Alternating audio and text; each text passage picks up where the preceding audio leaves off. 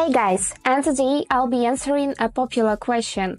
Is this Samsung Galaxy Watch 7 waterproof? Let's find out.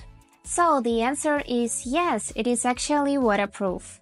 This watch has both 580 and IP68 rating, which means it's good for water activities as it can handle being submerged up to 164 feet, which is 50 meters, deep for 10 minutes, and is also dust resistant. I found this information on the official Samsung.com website.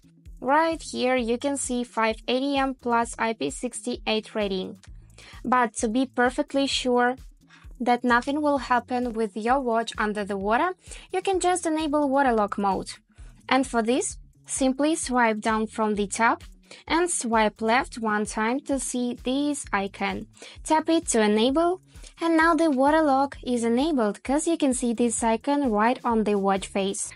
To disable it, simply press and hold this home button for about 2 seconds and you'll hear a chime. And that's it! Don't forget to shake your watch after this. Hope this video was useful for you and thank you so much for watching.